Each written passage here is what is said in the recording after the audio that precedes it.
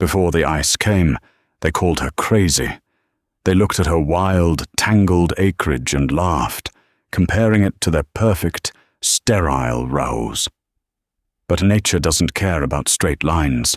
When the worst freeze in a century hit, those laughs died. Hers was the only harvest left. Cora Hayes did not look like a revolutionary. She looked like a woman who owed the bank $300,000 and hadn't slept 8 consecutive hours since 2021. Her fingernails were permanently stained with dark earth, and the knees of her Carhartts were worn pale. She stood at the property line of the old Miller tract, a thermos of lukewarm black coffee in one hand, watching the dust blow. Across the barbed wire fence lay Thomas Gentry's pride and joy. 2,000 acres of high-density gala and Honeycrisp apples. Gentry's orchard looked like a barcode stamped onto the earth. The trees were grafted onto dwarfing rootstocks, forced into perfectly straight, narrow trellises. Below them, the soil was a cracked, sterile beige. Gentry sprayed herbicide with a religious fervor. Not a single blade of grass survived beneath his trees. It was clean. It was industrial. It was, according to every agricultural extension agent in the county, the only way to farm. Then there was Cora's side of the fence. The locals called it the jungle. When Cora bought the foreclosed tract 3 years ago, the valley expected her to bring in bulldozers. They expected her to rip out the towering, unkempt rows of Russian olive and Osage orange trees that formed a thick wall along the northern ridge. They expected her to burn the old, massive heirloom trees, Ashmead's Kernel, Northern Spy, Arkansas Black, and plant something that matured fast and shipped well. Instead, Cora parked her rusted tractor and started hauling wood chips, tons of them. She dumped mountains of mulch over the root zones. She seeded white clover, hairy vetch, and deep-rooted radishes between the rows. She let the grass grow tall. She didn't spray the aphids. She let the ladybugs breed in the yarrow to eat them. She refused to prune the lower branches to allow tractors easier access. It was messy. It was chaotic. To a traditional farmer, it looked like sheer negligence. "You're farming weeds, Cora," Gentry had told her a month prior, leaning against his polished King Ranch pickup at the feed store. The other men in muddy boots had chuckled into their styrofoam coffee cups. "I'm farming soil, Tom," Cora had replied, not looking up from the invoice she was signing. "The apples are just a byproduct." Gentry had laughed. It was a wet, heavy sound. "The bank doesn't take soil deposits. They take cash, and you can't sell weeds to the packing house." He wasn't entirely wrong. The financial reality was a cold blade resting gently against her throat. The bank officer, a young guy named David, who smelled like cheap cologne and anxiety, had called her twice this week. Her loan restructuring was contingent on this year's yield. If she didn't pull a commercial-grade harvest out of the Miller tract by October, the bank would foreclose. They'd sell the land to Gentry, who had made it very clear he wanted to bulldoze her science experiment and expand his grid. Cora walked back to her truck, her boots sinking slightly into the sponge of her topsoil. It didn't crunch like Gentry's dirt. It yielded. She knelt beneath a 50-year-old Northern Spy. She dug her bare fingers through the layer of decaying leaves and wood chips. 2 inches down, the earth was cool, dark, and damp. An earthworm, thick as a pencil, retreated from the sudden light. Cora smiled. She was building a battery, a massive subterranean thermal and biological battery. But it was slow work, and the county had no patience for slow. Word around town was that Cora had lost her mind. The local diner, a chrome and vinyl joint smelling of bacon grease and bleach, served as the valley's rumor mill. Over plates of scrambled eggs, the old-timers debated how long she'd last. Girl's got a degree in ecology, thinks she can outsmart 100 years of farming. Old Man Henderson had muttered over his toast. She's letting the windbreaks shade out her first 2 rows, losing 20% of her sunlight right there. And the bugs? Wait till the codling moths find that jungle. She won't have a single piece of fruit without a worm in it. Cora knew what they said. She just didn't care. She couldn't afford to. She spent her days dragging irrigation lines by hand, checking the moisture levels and studying the topography of her land. Her orchard sat in a slight depression, a topographical bowl. Cold air is heavier than warm air. On a still, freezing night, cold air flows down the hills like water, pooling in the lowest spots. Her land was a natural frost pocket. The previous owners had tried to fight it with brute force. They had bought expensive propane heaters and massive wind machines to mix the air. They went bankrupt, paying for the fuel. Cora couldn't afford diesel, let alone wind machines. She had to fight the geography with biology. She left the massive windbreaks on the ridge intact to divert the heavy cold air around her property, like a boulder parting a river. She used the thick mulch to insulate the ground, keeping the soil cold in the early spring so the trees wouldn't wake up too early. It was a gamble, a massive, terrifying gamble. And as the calendar flipped to March, the valley prepared to see who would win. March came into the valley like a con artist. Usually the month was a brutal mix of freezing rain and grey skies. But this year, a high-pressure system parked itself over the region. For 3 straight weeks, the sun beat down. The temperature climbed into the high 60s, then the low 70s. It felt like late May. People rolled down their truck windows. The diner started serving iced tea. To a civilian, it was glorious. To a fruit farmer, it was pure terror. Trees gauge the seasons by temperature and daylight. The sustained, unseasonable warmth sent a massive biological signal through the valley's root systems. Winter is over. Wake up. By the 3rd week of March, Gentry's orchard was a spectacular sea of white and pale pink. Millions of apple blossoms exploded into the warm air. The scent was intoxicating, a sweet, heavy perfume that drifted across the highway. The bees were in a frenzy. Gentry was ecstatic. He granted an interview to the local agricultural radio station, standing proudly in front of his blooming trees. "We're looking at a record-breaking yield," Gentry boasted, over the crackling AM airwaves, his voice booming through the speakers of Cora's truck. "The early bloom means a longer growing season. We're going to see massive fruit sizing. This is the kind of year that pays off the tractors, folks." Cora turned off the radio. She stared through her windshield at her own orchard. It was brown, bare, silent. Her chest tightened with a sudden, suffocating panic. Had she killed them? Had the thick layer of mulch suffocated the roots? She grabbed her pruning shears, walked to the nearest Arkansas black tree, and clipped a small twig. She scraped the bark back with her thumbnail. Green. The cambium layer was bright, healthy green. The tree wasn't dead. It was just asleep. The woodchip mulch was acting like a cooler. It shielded the soil from the unseasonable sun, keeping the ground temperature hovering just above freezing, while Gentry's bare dirt absorbed the heat and baked his roots into waking up. Cora's soil was still holding on to winter. Furthermore, her heirloom varieties were naturally late bloomers, stubborn genetics bred to ignore early warm spells. They were safe in their dormancy. But standing there, looking at the stark difference between her barren trees and Gentry's blossoming paradise, the isolation crushed her. It is a very lonely thing to be right when everyone else is happily wrong. Then, the 2nd week of April arrived, and the illusion shattered. The jet stream, which had been holding the Arctic air at bay, suddenly collapsed.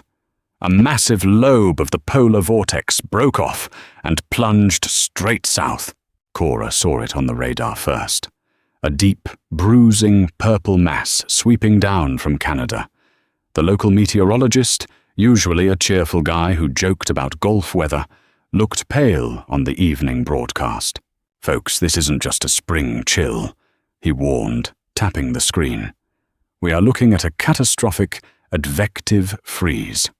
Temperatures will plummet into the low 20s, accompanied by 30-mile-per-hour winds. It will hit Tuesday night and stay below freezing for 48 hours. If you have crops in bloom, God help you." The valley erupted into absolute chaos. An apple blossom is a fragile thing.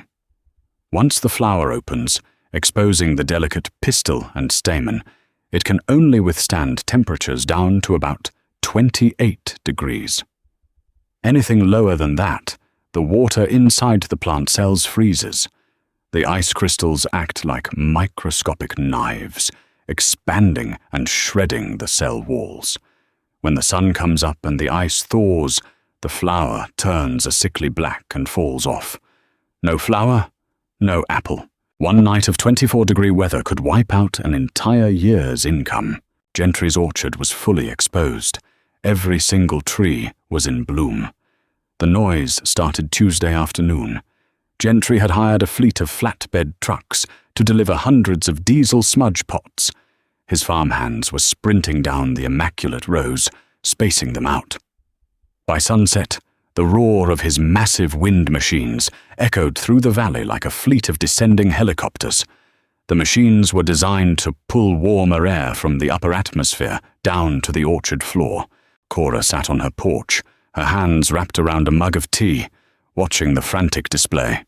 Black smoke began to billow from Gentry's side of the fence as the smudge pots were lit, choking the twilight with the smell of burning diesel. He was burning thousands of dollars an hour, fighting the sky. The temperature on Cora's porch thermometer read 35 degrees. It was dropping a degree every 20 minutes. Her phone buzzed. It was David from the bank. She let it go to voicemail. There was nothing to say. She zipped up her heavy coat and walked out into her orchard. The wind was picking up, biting and raw. It whipped through her hair and stung her cheeks. But as she stepped past the massive overgrown wall of Russian olive trees on her northern ridge, the wind died. The windbreak was working. The dense tangle of branches and foliage, the very weeds the town had mocked, were taking the brunt of the 30-mile-per-hour gale. The air inside her orchard was still. She walked deeper into the rows. The ground beneath her boots was soft. The massive biological battery she had built was discharging. The untilled earth, rich with decomposing organic matter and deep moisture, was slowly releasing the latent heat it had stored over the past week. Cora walked up to the northern spire. The buds were tight, sealed in their protective scales. They hadn't opened. They hadn't fallen for the false spring. In this dormant state, they could survive 10 degrees. She looked over the fence. The wind was tearing through Gentry's perfectly straight, unobstructed rows. His wind machines were useless against an advective freeze. The wind was simply blowing the warm air away into the next county. The smudge pots flickered weakly, their heat instantly stolen by the gale. By midnight, the temperature hit 22 degrees. The cold was absolute. It was a heavy, sinking predator. It felt less like weather and more like a physical weight pressing down on the valley. Cora stood in the dark, the silence of her dormant orchard wrapping around her. Across the fence, the diesel engines roared, a desperate, failing scream against the inevitable. She didn't sleep that night. She sat by the window, watching the frost crystallize on the glass, waiting for the dawn that would reveal who had survived the slaughter. Dawn did not break. It fractured. The sun crested the eastern ridge as a pale, indifferent disk, casting long, bruised shadows across the valley floor. The wind had finally died, leaving behind a silence so absolute it felt heavy. It was the specific, terrifying silence of a graveyard. Cora stepped off her porch. Her breath plumed in the 22-degree air. The ground crunched beneath her boots. The moisture in the top layer of her mulch had frozen solid, forming a protective crust over the deep, insulated earth below. She walked to the property line. Next door, the mechanical roar had ceased. Gentry's massive wind machines sat idle, their steel blades coated in a thin sheen of rime ice.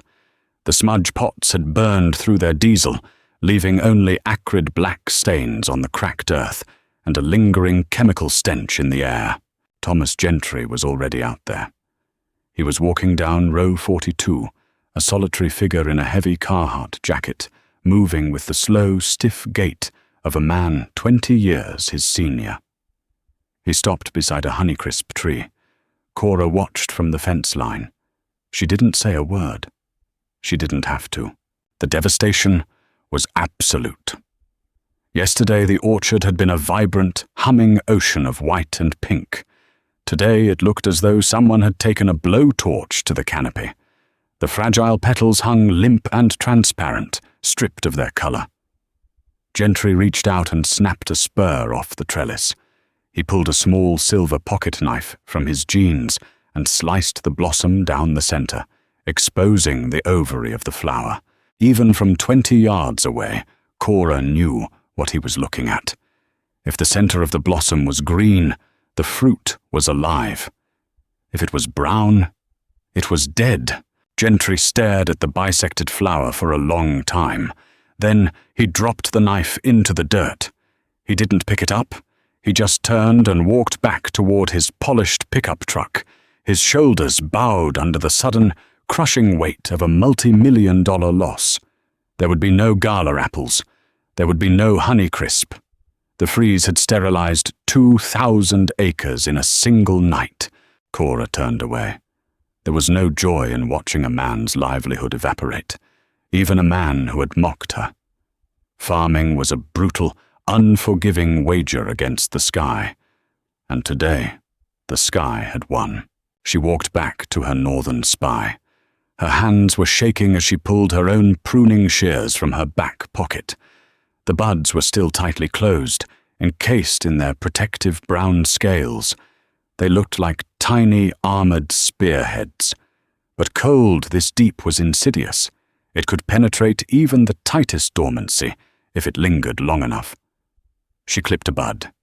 She held her breath, her thumbs pressing against the cold steel of the blade, and made the cut. Bright, vivid green. The pistil was perfectly intact. The biological battery of the decomposing mulch, combined with the windbreak and the stubborn genetics of the heirloom tree, had held the internal temperature of the bud just above the lethal threshold. They had slept right through the massacre. Cora dropped to her knees in the damp wood chips. She pressed her cold, dirty hands against her face, and for the first time in 3 years, she cried. They were not pretty tears. They were harsh, gasping sobs of pure, unadulterated relief. The bank would not take the land. David, with his cheap cologne, would not foreclose. The tangled, messy, chaotic jungle had worked. By noon, the valley was a morgue. The local agricultural extension office issued a statement declaring a total crop failure for the county. The packing houses, massive corrugated steel buildings designed to wash, sort, and ship millions of pounds of fruit, laid off their seasonal crews before they even started. The economic shockwave hit the town instantly. Tractors' orders were cancelled. The diner was empty by 1 o'clock. Men sat in their trucks outside the feed store, staring blankly through their windshields, doing the math on their ruin. At 2:30, Cora's phone buzzed on the kitchen counter. It was David from the bank. She let it ring 3 times before she answered. "Hello, David." "Cora." His voice lacked its usual crisp, corporate authority. He sounded tired. "I'm calling everyone in my portfolio. The branch manager just got off the phone with the regional director. We're looking at emergency restructuring protocols. The freeze." "I know about the freeze, David. I was sitting in it." "Right. Look, I know we talked about foreclosure if you didn't hit commercial yields this year. Given the county-wide wipeout, the bank is pausing all agricultural asset seizures. We can't sell land if nobody has the money to buy it. We're offering a forbearance period, capitalizing the interest. Cora walked to the window, looking out at her wild, untamed rows. I don't need forbearance. There was a long pause on the line. Cora, I understand you're upset, but you need to be realistic. The Extension Office says 98% mortality on the blossoms. Gentry's blossoms, she corrected quietly. My trees haven't bloomed yet. They're tight. I cut 50 buds this morning across 5 different varieties. No mortality. The silence stretched. She could hear David breathing. Say that again. The mulch kept the ground temperature at 34 degrees all month. The roots didn't wake up. The buds stayed closed. I'm going to have a harvest, David. You're the only one. I know. Cora, if you have fruit this fall. The market. David stopped. The realization of the supply and demand curve hit him. Do you have any idea what packing houses are going to pay for domestic apples this year if the entire eastern seaboard is wiped out? I have a rough idea, Cora said, her voice flat. But I'll need a line of credit to hire a picking crew. A big one. Done, David said instantly. The hesitation was gone. The anxiety was replaced by naked, desperate greed. I'll have the paperwork emailed to you in 10 minutes. Whatever you need, Cora. She hung up the phone. She poured her cold tea down the sink, put her boots back on, and went back out to the jungle. The real work hadn't even started. Summer baked the valley into a hard, dusty submission. Usually the orchards required millions of gallons of water to maintain the fruit sets. But Gentry and the others had no fruit to maintain. They turned off their irrigation lines to save money, letting the grass die and the dirt turn to powder. The orderly, barcode rows of dwarfed trees looked like skeletons baking in the July sun. The leaves curled inward, starved of water, entering a premature dormancy to survive the heat. Cora's side of the fence, however, was an explosion of green. The late bloom had happened in May, a quiet, scattered affair compared to the usual valley spectacle. But the bees, starved for nectar after the freeze wiped out the early pollen, descended on her acreage in a frenzy. The fruit set was incredibly heavy. The branches of the Arkansas blacks and northern spies began to droop under the weight of the developing apples. The drought that choked the rest of the county barely registered in her soil. The foot-thick layer of decaying wood chips acted like a massive sponge, locking in the spring moisture and protecting the soil biology from the brutal sun. When she dug her fingers into the earth in mid-August, it was still cool and damp. The town watched her differently now. The mockery at the diner had vanished, replaced by a sullen, quiet observation. Trucks would slow down as they drove past her property, the drivers craning their necks to look at the heavy green orbs hanging in the dense foliage of the windbreaks. It was the only green thing left for 100 miles. By late September, the true gravity of the situation materialized.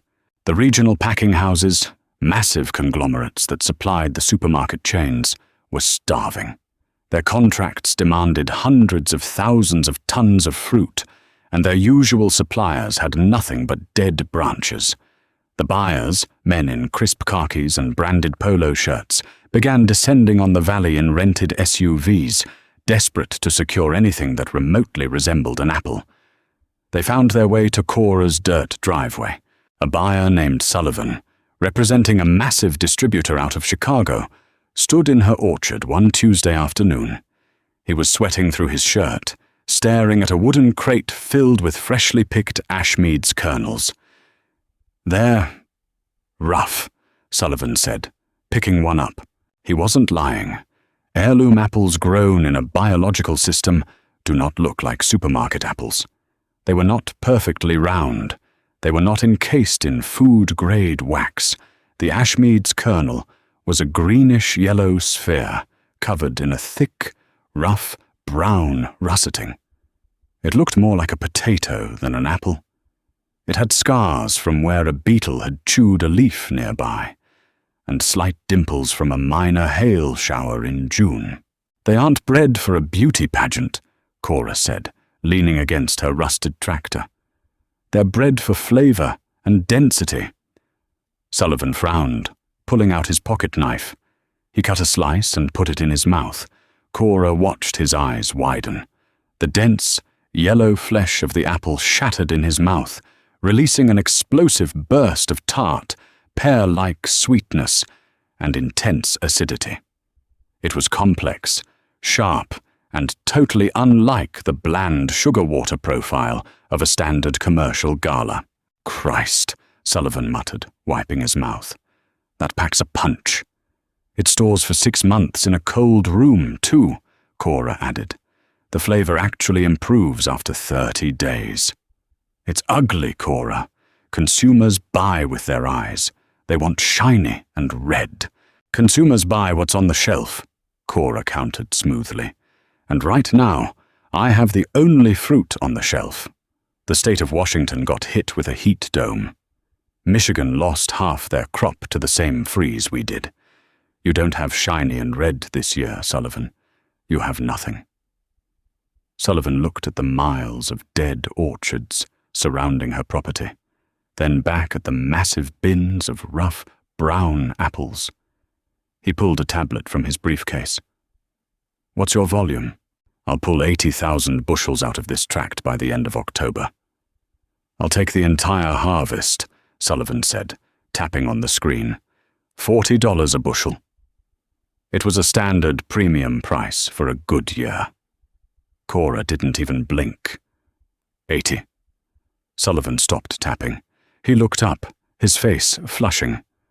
$80 a bushel? That's highway robbery. That's over $6 million for a tract this size. Nobody pays $80 a bushel for juice-grade-looking fruit. "Then go buy your fruit somewhere else," Cora said, pushing off the tractor and turning to walk back toward her house. "Wait," Sullivan called out. The desperation in his voice was raw. He knew his job was on the line if he went back to Chicago empty-handed. He stared at the ugly apples. 70. And we cover the freight. 75. You cover freight and you provide your own picking bins. I'm not renting them. Sullivan stared at her for a long, quiet moment.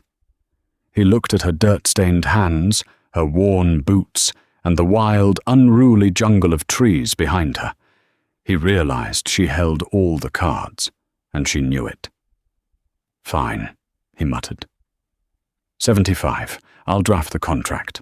October was a blur of exhausting, back-breaking labor. Because she hadn't pruned her trees into short, accessible trellises, picking the heirloom varieties required massive aluminum ladders and intense physical effort.